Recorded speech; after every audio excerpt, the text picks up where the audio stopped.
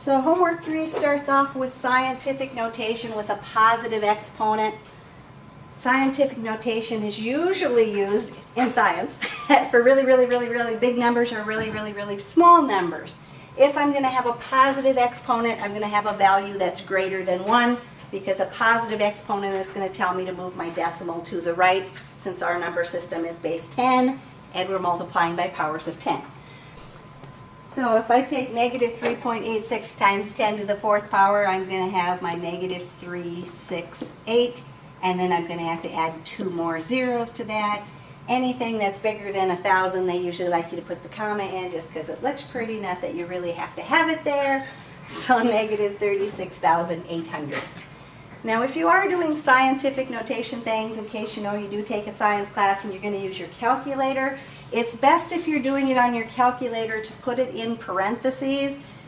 If you were just putting the scientific notation and changing it into standard form, you wouldn't need the parentheses, but if you're doing calculations like multiplying or dividing or whatever with scientific notation, you need to tell the calculator that that all goes together. So I would have negative 3.86 times 10 to the 4th power. I can see my board is not quite writing exactly where I want it to, but that'd be the best way to put it into your calculator if you were doing a calculation with it, so that it knows that all has to go together. If I'm going to write 27 million in scientific notation, then when I have a number in scientific notation, my first part of my scientific notation is always a value between 1 and 10, or negative 1 and negative 10. So basically you're just sticking the decimal right behind that first digit. I'm going to have 2.7, that's going to drive me crazy. I'm going to have to fix that in a minute. And then I'm going to count the spaces that I need to move my decimal. I can drop off all the extra zeros, which is kind of the point of scientific notation, to shorten it up. I have to move my decimal 1, 2, 3, 4, 5, 6, 7 places. So 2.7 times 10 to the 7th.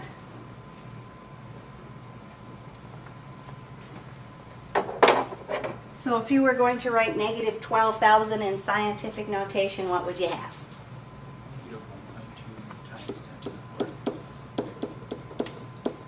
Negative 1.2, putting my decimal behind that first digit, and then times 10 to the 4th, because I have to move it 4 places to get it to the end. I got to fix the board, should fix my problem. The next ones are doing with the negative exponents. If you have a negative exponent, you actually are dividing by your power of 10, so it moves your decimal to the left. So if I'm doing negative 3.56 times 10 to the negative 4, I have to move my decimal back 4 places, which is going to add 3 zeros in front of my 3. I have to remember that's negative, and because it looks pretty, you'll see that the zero's in front of the decimal point. So negative 0.000356. If I take my decimal, move it back 1, 2, 3, 4 places. Number 5, you're putting it in scientific notation. Again, basically you're trying to eliminate all the extra zeros. You're going to put your decimal behind that first non-zero digit.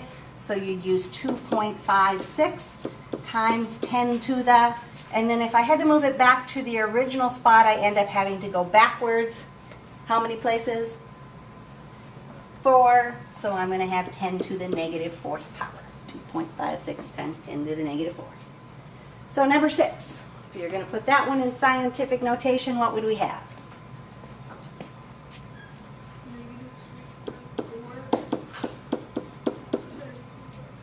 Times 10 to the negative 3.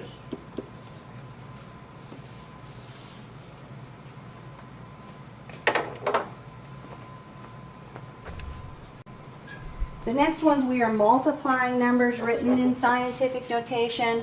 When I'm multiplying them, I'm multiplying the like parts together, so I'm going to multiply the numbers in front together, and then I'm going to multiply the base 10 numbers together, and when we multiply with the same base, we add our exponents.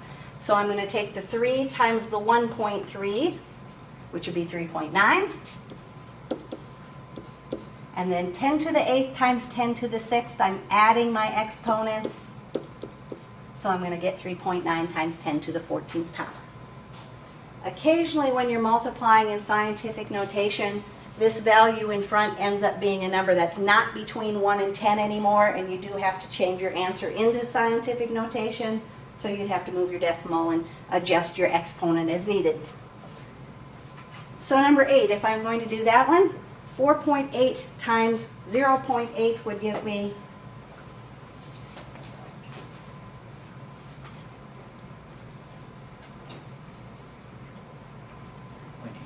3.84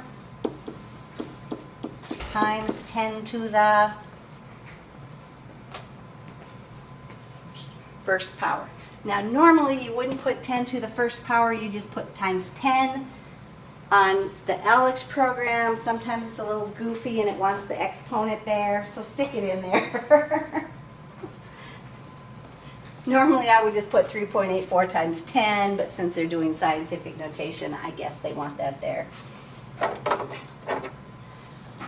Number 9, if you multiply that one out, 2.3 times 5.5. Yeah, if you want to use your calculator to do that, that is fine and dandy with me, because that's what I would do.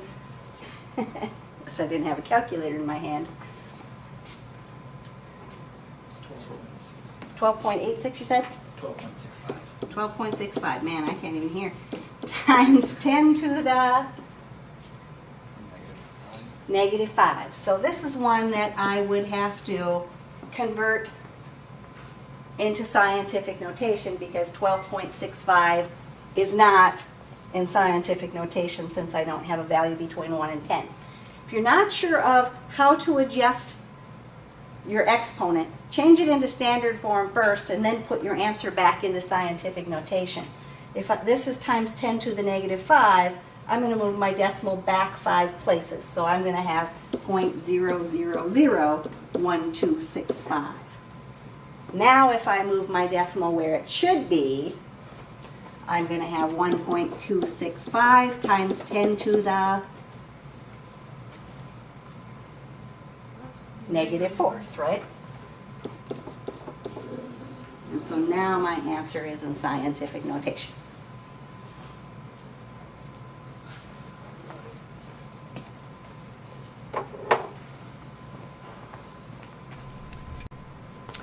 And when we are dividing numbers in scientific notation, the same kind of thing. We're going to divide the numbers in front, subtract our exponents. It's when we divide with the same base, we subtract the exponents.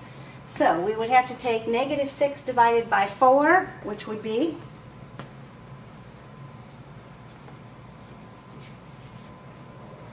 Negative 1.5. negative 1.5 times 10 to the, and our exponent would be 4.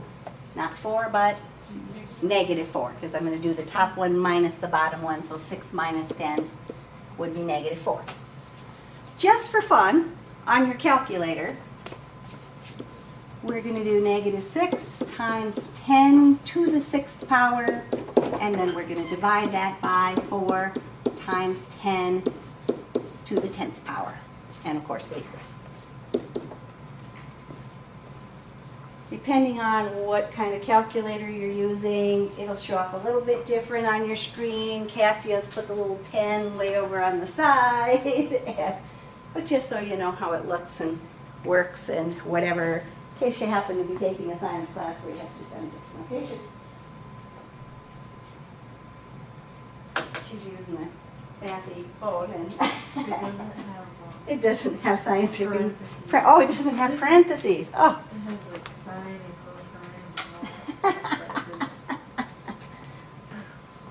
And it should show up as negative 1.5 times 10 to the negative 4th somehow on your calculator if you're using a regular calculator. Oh, number 11, if I go ahead and do that one. Negative 4.8 divided by negative 4 would be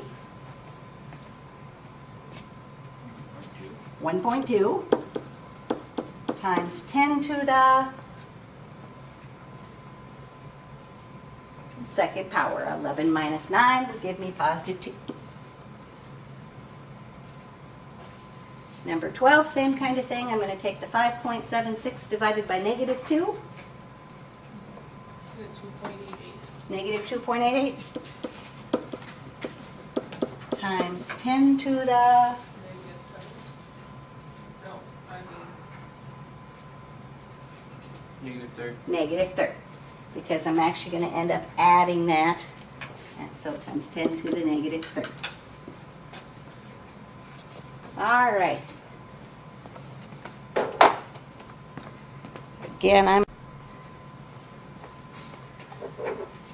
the next are just some terminology things, the degree and leading coefficient of a univariate polynomial. Polynomial just means there's many terms. Univariate, we have all the same variable in there. The degree of your polynomial ends up being the highest exponent if it's a univariate one, not a multivariate one. And the leading coefficient is the coefficient that is in front if I put it in best order. In algebra, the best order is to put your polynomial in descending order. So if I rewrote this in proper order, I would have the negative 8x to the fourth plus the 20x cubed minus the 5x, since there's no x squareds, plus 1, and that's what they call descending order. So the degree of this polynomial, I'll do it backwards anyway. The degree is 4. It's a fourth degree polynomial since that's my highest exponent. My leading coefficient is the negative 8 because that's the coefficient of my leading term. So, did I really need to rewrite that to figure that out? No, but I did it for fun anyway. Because it was fun, right? Yes, you guys are so excited today. If I'm picking out my leading term on number 14, which would be my leading term? Negative 10v to the 8th. So the degree of this polynomial is going to be 8, and my leading coefficient? Negative 10. And number 15, I'm going to try to sneak in there so I don't have to pause the video and erase the board. If I'm looking at negative 15x minus x to the fourth minus 18 minus 10x cubed, which one is my leading term? Negative x to the fourth. So the leading coefficient of that is negative 1, exactly, because that's negative 1x to the fourth, and the degree is 4. So they thought they were being tricky by leaving the 1 off of there, but you guys are all smart, so you knew that.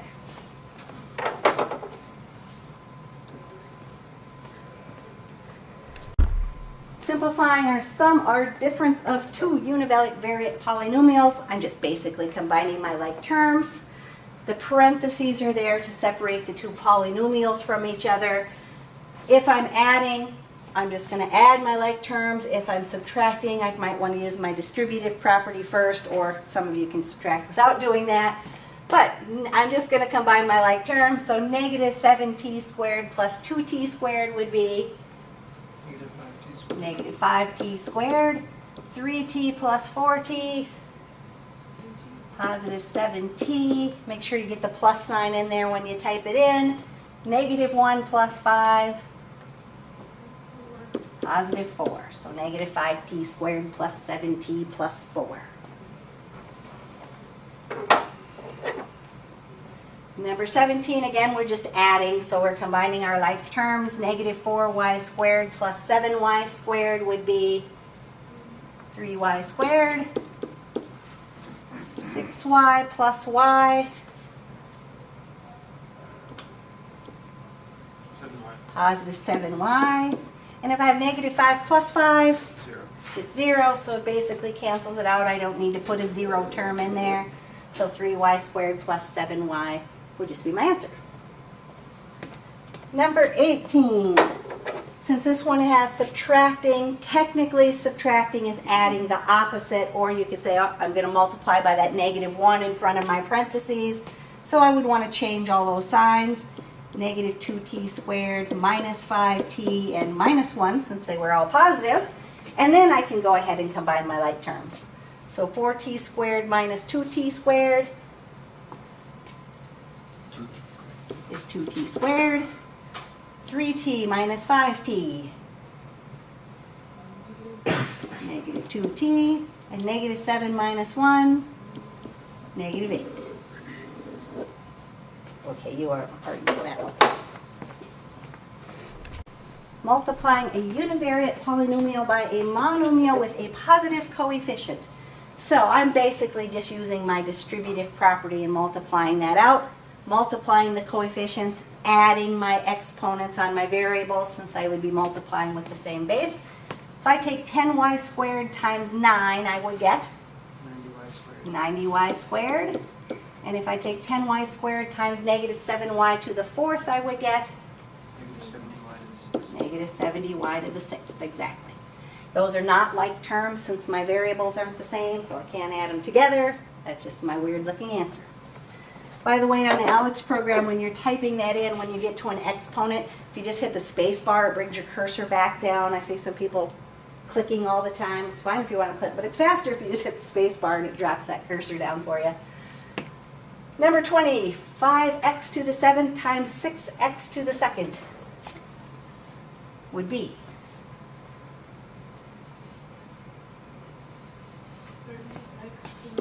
30x to the 9th, and then 5x to the 7th times positive 4x,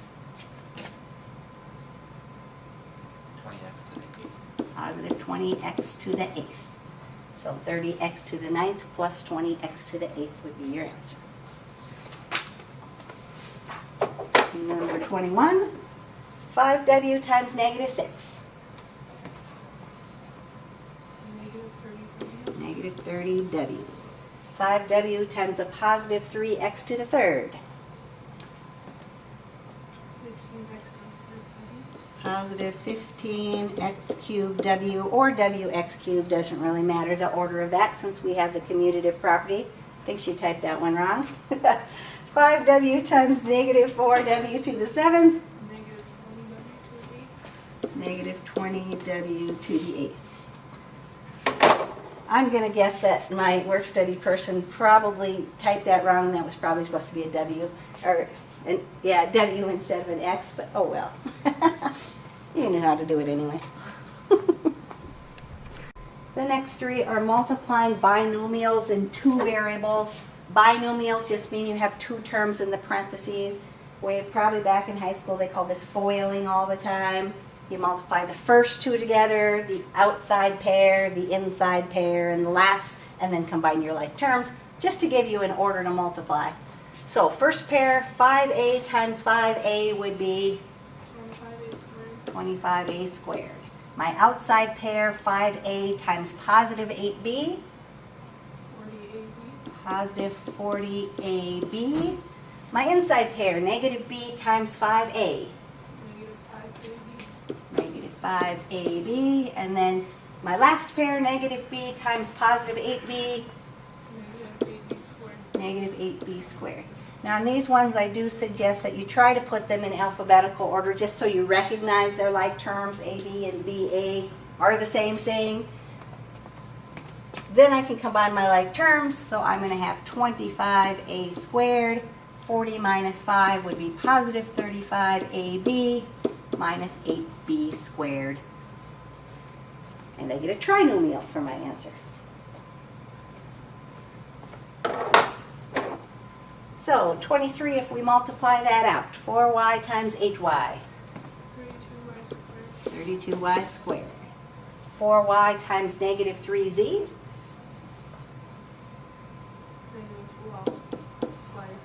negative 12yz. Negative 3z times 8y,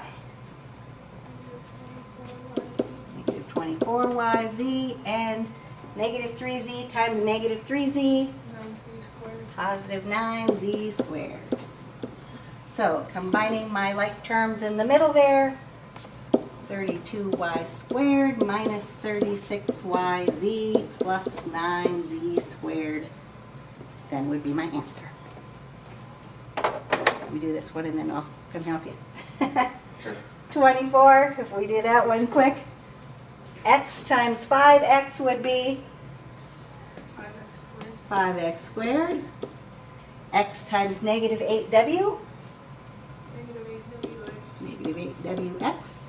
Inside, 3w times 5x, positive 15wx.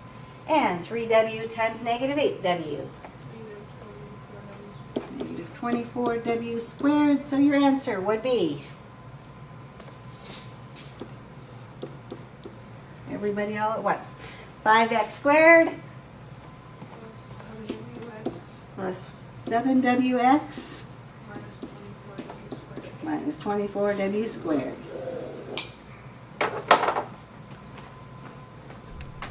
Multiplying conjugate binomials.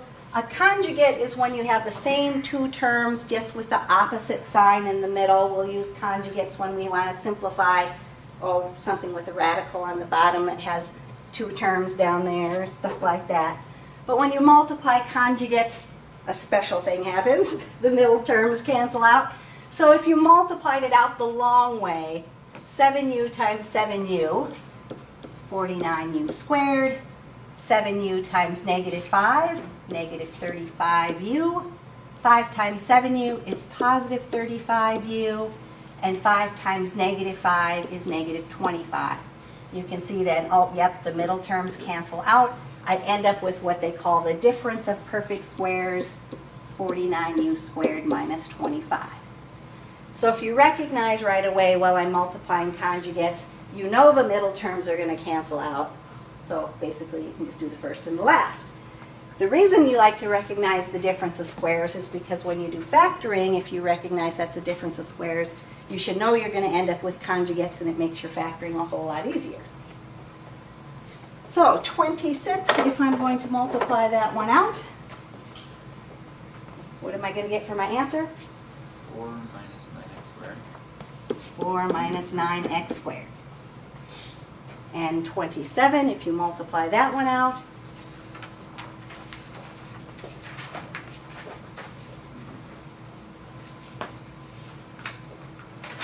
A squared minus 36. a squared minus 36. Now, if all else, you can FOIL it out the long way, and of course you're going to get the correct answer, but that's just a little shortcut if you happen to recognize, oh, I have conjugates, so I really only have to do the first two and the last two because the middle terms will cancel out. 28, 29, and 30, squaring a binomial. If something is squared, it means it's multiplied by itself. Because there's adding or subtracting in the middle, you can't distribute that squared like you would with multiplication and just do u squared and 5 squared. It doesn't work that way. If I did it the long way, this means u plus 5 times u plus 5. If I FOIL it out, u times u is u squared.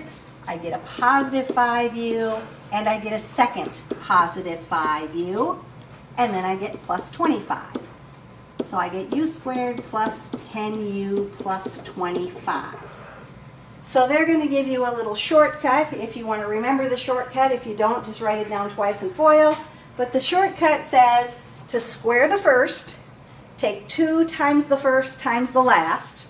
So 2 times u times 5 gives you that 10u. And then square the last, because you know your middle term is going to happen twice. So 2 times the first times the last gives you what your middle term would be. Otherwise, just write it down 2 times and FOIL it out. Works the same way. So 29, go ahead and either multiply that out, or if you want to use a shortcut, square the first, 2 times the first times the last, and square the last.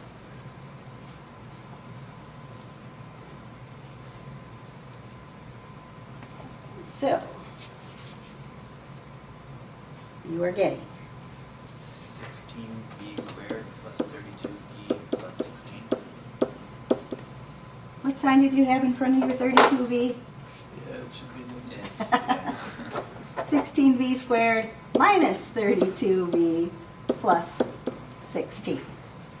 So 4b squared would be 16b squared.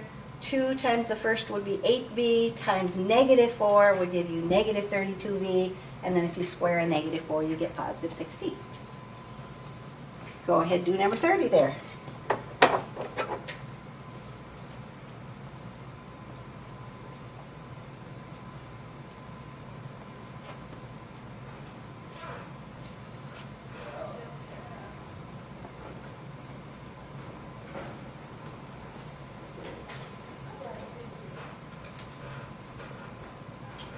So we're getting what on that one? 4y squared 4y plus 36. 4y squared plus 24y plus 36. Exactly.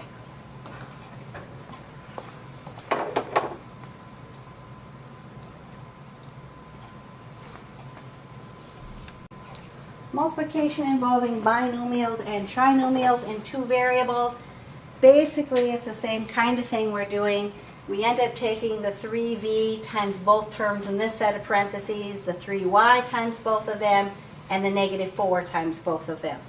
And so 3v times 4v would give me 12b squared. 12v squared. 3v times a negative y, 3b, or negative 3by. negative 3vy. Then we're going to do our middle term, so 3y times 4v, 12b.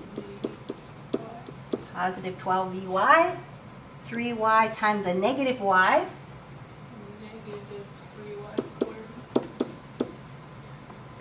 negative 4 times 4y, or 4v. Can't read because I scribbled over the top of it. Negative 16b. Negative 16v.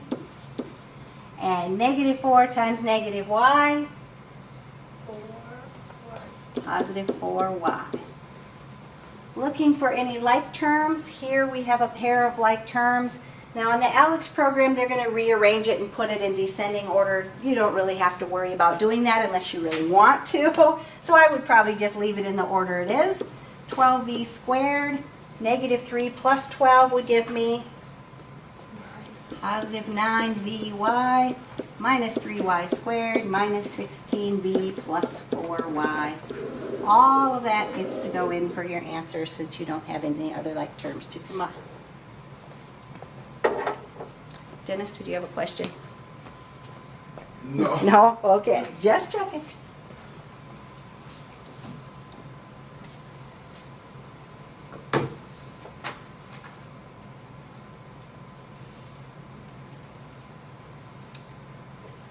Now, the suggestion I make for some of our older students that have kids is because, you know, your kids always have to come in and bug you right when you're in the middle of something, is if you tend to get lost where you're at and what you're doing because you get interrupted while you're working, one little trick you can do is basically just to make a box, and I'm making my box 2 by 3 since I'm multiplying 2 by 3 polynomial.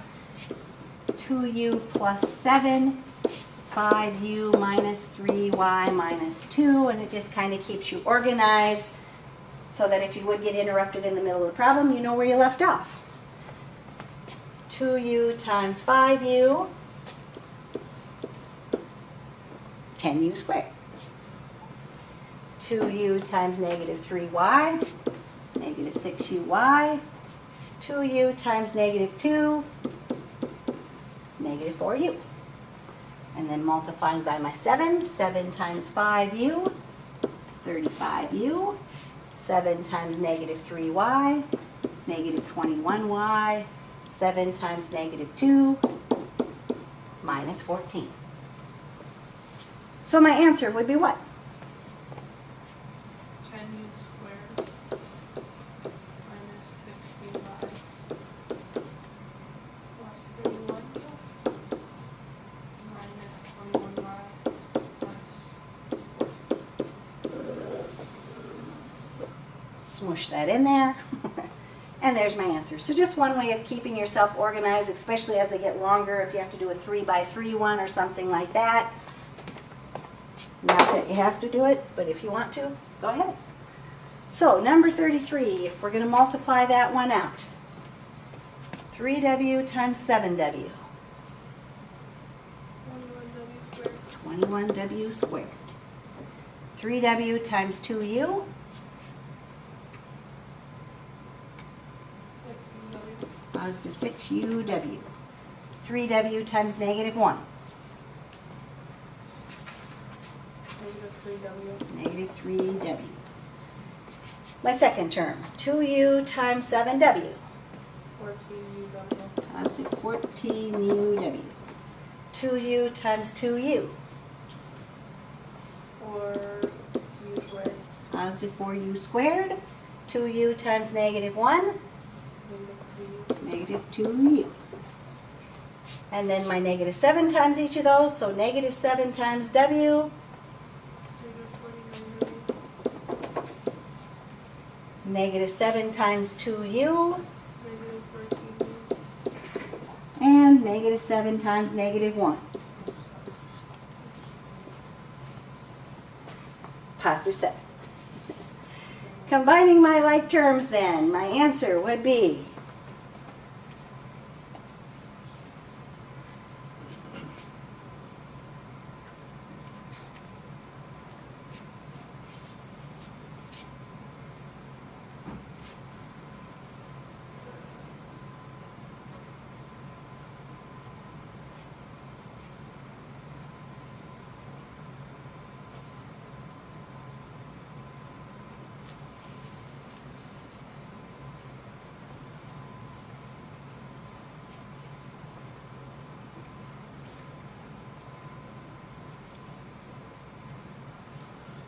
W squared 21w squared plus 20uw plus 20uw, combining those two, minus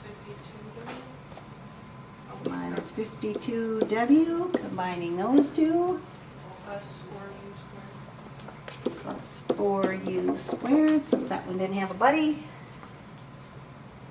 minus 16u minus 16u plus 7. plus 7. And all of that would get to go in for your answer. Alrighty.